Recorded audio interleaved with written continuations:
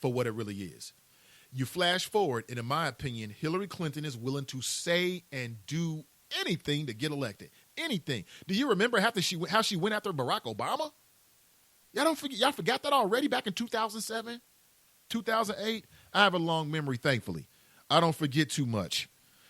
What else should we discuss this morning? Let me read some of your comments here. Letty writes, I don't give a hoot about what Kasich say or do. He is only making an impression to gain votes. Very, very true.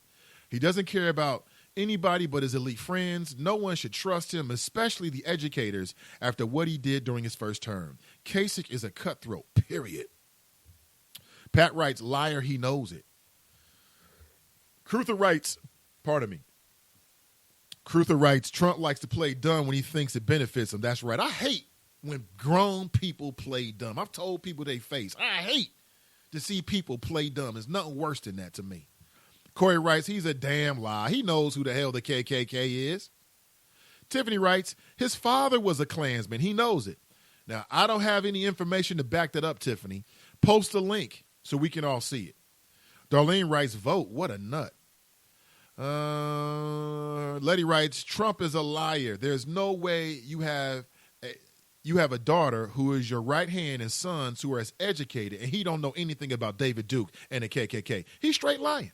Let me run it back for you again. Check this out. Publicly condemn unequivocally the racism of former KKK Grand Wizard David. I want to ask you about the Anti-Defamation League, which this week called on you to publicly condemn unequivocally the racism of former KKK Grand Wizard David Duke, who recently said that voting against you at this point would be treason to your heritage. Will you unequivocally condemn David Duke and say that you don't want his vote or that of other white supremacists in this election? Well, just so you understand, I don't know anything about David Duke, okay? I don't know anything about what you're even talking about with white supremacy or white supremacists. So I don't know. I mean, I don't know, did he endorse me or what's going on? Because, you know, I know nothing about David Duke. I know nothing about white supremacists. And so you're asking me a question that I'm supposed to be talking about people that I know nothing about. But I guess the question from the Anti-Defamation League is, even if you don't know about their endorsement, there are these groups and individuals endorsing you. Would you just say unequivocally you condemn them and you don't want their support? Well, I have to look at the group. I mean, I don't know what group you're talking about. You wouldn't want me to condemn a group that I know nothing about. Yes, I'd have to look. If you would send me a list of the groups, I will do research on them. And certainly I would disavow if I thought there was something wrong. We do that all the time in America. I mean, let's be honest here. A lot of people don't know a damn thing about Al-Qaeda, but a lot of people disavow them just off the name because of what you understand or what you think you understand. A lot of people don't know a damn thing about Saddam Hussein. You had no idea about what was really going on, but you condemned him based upon the available information and what the media told you. I don't care who you are in America. I don't respect a grown man. What is Trump, 60? I can't even respect a 60-year-old man who tells me you don't know who David Duke is. That's one side of it. The other side is, as I told you, there's nothing wrong with white pride. I have no problem with black pride, Asian pride. Got no problem with white pride. I've got no problem with a modern, well, see, the KKK, that name, the Ku Klux Klan, has a very bloody, tragic history. And quite honestly, I don't think anybody should link themselves to it, much like the Nazis. And some would even say that about America. My country, 'tis of thee, sweet land of non-black liberty, right? We all know it. So again, I don't trust a 60-year-old man who says he don't know anything about the Klan. However, let's say it's a new Klan. Let's say it's not the old Klan. It's a new Klan. They just want to support white people. I got no problem with that. Long as you're not lynching folks and trying to retard the growth or oppress individuals, what's wrong with white pride? White pride does not scare me. And in fact, I wouldn't respect a person that don't respect their heritage. Nothing wrong with that. David Duke says, and again, this is where he's trying to separate the races. Again, I'm not for anything and anybody, black or white, that's about separating the races. Because I'm going to tell you, folks, we got a lot more in common than the media or the power brokers or the elites or the government or whomever you want to put in that box, right, says that we do. And we need to focus on that, the commonalities. But David Duke says, that it's against your heritage if you don't vote for Donald Trump. What? And what a weak interviewer. How is it Melissa Harris Perry can be off the air, but this weak-ass man, he can't even come up with any follow-up questions for Donald Trump? I mean, weak. I believe his name is Jake Trapper. And when they hired the dude, I was like, Jake Trapper? But hey, you know, he got a job and somebody likes it. But to me, can you ask a man a follow-up question? He's stumbling around. Okay, Donald. He just said the most ridiculous thing ever. All right, folks, my time is short with you. I want to play more of Chris Rock's opening. If you want black people every year at the Oscars, just have black categories like Best Black Friend. That's right. And the winner for the 18th year in a row is Wanda Sykes. This is Wanda's 18th Black Oscar. But here's the real question. The real question everybody wants to know. Everybody wants to know in the world, is Hollywood racist? Is Hollywood racist? You know, that's a you know, you got to go at that the right way. Is it Burning Cross racist? No. Is it fetch me some lemonade racist? No. It's a different type of racist. Now, I remember one night I was at a fundraiser for President Obama. A lot of you were there. And, you know, it's me and all of Hollywood. And all the, you know, it's all of us there. And there's about 4 black people there. Me, Quincy Jones, Russell Simmons, Questlove. You know, the usual suspects, right? You know, and every black actor that wasn't working. Needless to say, Kev Hart was not there, okay? So at some point you get to take a picture with the president, you know, and as they're setting up the picture, you get like a little moment with the president. I'm like, Mr. President, you see all these writers and producers and actors? They don't hire black people. And they're the nicest white people on earth. They're liberals. Cheese. That's right. Is Hollywood racist? You're damn right Hollywood's racist, but it ain't the racist that you've grown accustomed to. Hollywood is sorority racist. It's like, we like you, Rhonda, but you're not a Kappa. That's how Hollywood's, yeah? But things are changing. You're killing him. Because what he's striking at is that there are a lot of white liberals. Nice people. Right? Salt of the earth. Voted for Obama.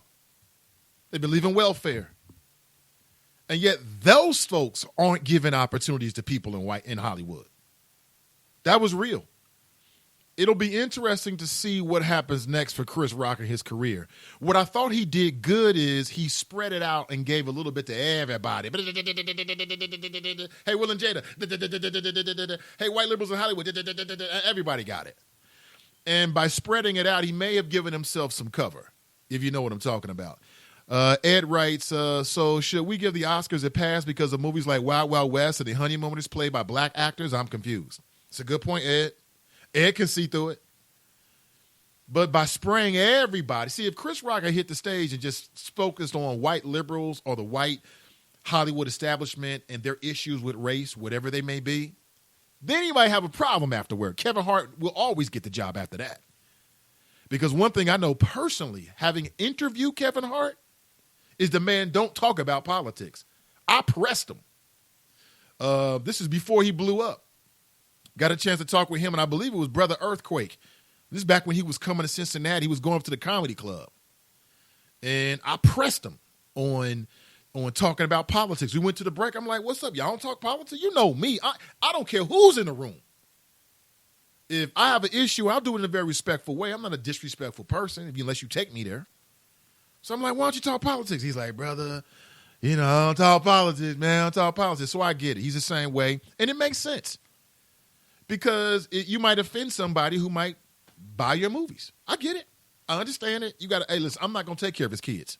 So he got to do what he got to do. I understand it. But Chris Rock is crazy. Here's one last clip. My favorite actor in the world is Paul Giamatti. Paul Giamatti, I believe, is the greatest actor in the world. Think about what Paul Giamatti has done the last couple of years. Last year, he's in 12 Years a Slave, hates black people. This year, he's in Straight Outta Compton, loves black people.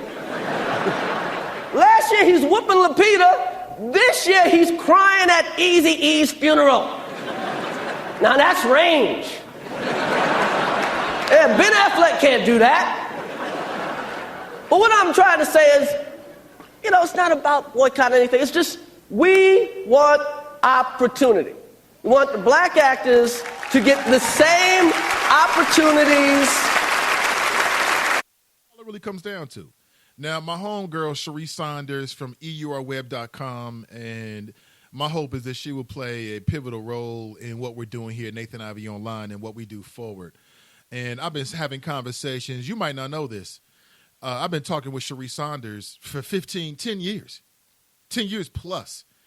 And what's been so remarkable is that through our conversation, we have charted the up and down diversity issues in Hollywood and all of the ancillary effects, whether it be on Hollywood or popular culture. Also, the rise and fall, if you want to look at it that way, of reality television. And what I'm here to tell you is it's just about opportunities. That's all it's about. And it's not just about the black folks in front of the camera like the actors and actresses, but it's about the writers, the screenwriters, the producers, the grips, all the folks that work behind the scenes. There's a lot of non-white talent. That's all I'm saying. I'm not saying that white folks are not talented because we know that's not true, but I'm saying there's a lot of non-white talent that really never gets their chance to be heard or to be seen. Before we leave, we must discuss this. Dozens of protesters with Black Lives Matter Cincinnati marched to Cincinnati District 3 Police Headquarters just yesterday. Were you there? Dozens of protesters. That's the sound. The group demanded justice for Paul Gaston and also Melvin Murray Jr., 2 men killed in confrontations with Cincinnati police officers in District 3. That's why they marched to District 3. What I saw, and again, there were several dozen folks there, but what I saw, I want to see more of. And it's not because I'm anti-police. That's not true at all. I'll say it again. I hope to bring Crime Stoppers to this platform. And if I have to talk directly with the chief, I will talk directly with the chief because I want to have a presence in what happens here in the city of Cincinnati, and I'll work on that. I'm disappointed, though, because I did place a phone call and to this point have not received any messages back, no phone calls back. And it makes me wonder just how serious is the Cincinnati Police Department in terms of apprehending some of these criminals. Because if you're trying to find folks, in my opinion, you want to have as many platforms as possible. But again, I'll work on that. I'm putting it out there for a reason. I want you to know that straight up. But this is beautiful. I see black people, white people, young people, older people, all out there saying that we want and expect better from our police department. And all lives matter. All lives matter. It's called Black Lives Matter because you see black people are the tip of the spear. You see that more than anything else. But all lives matter. This is beautiful. I want to see more of this. I will participate in this. Okay? I will participate. I have no problem marching to the streets of Cincinnati. I've done it before. Black Lives Matter, 99%, Martin Luther King Day, Tracy Hunter. I'm there. This is beautiful. Because the issue of police brutality is bigger than race, fam. It's bigger than race. It's bigger than race. Please feel me. Can you hear me on this? It's bigger than race. Okay? I'll say it one more time. Police departments around the country share a lot in common with Cincinnati native Adrian Bronner. Because anybody can get it. Say it again. Anybody can get it. White, black, able, disabled, veteran, non-veteran, young, old, female. It doesn't really matter. Homeless. Okay? Those who have all their mental faculties, those who may have some mental hurdles, we'll put it that way, to put it nicely. So this is an issue that concerns all of our neighborhoods. But because of the patterns of racism in this country, black people are the tip of the spear of it. Okay, I don't think anybody can doubt that. You might disagree with me on a lot of things. I don't think you can really disagree with me on that. Mr. Gaston, 27. That's too young to leave. That's too young to leave this earth. was shot dead by police on February 17th.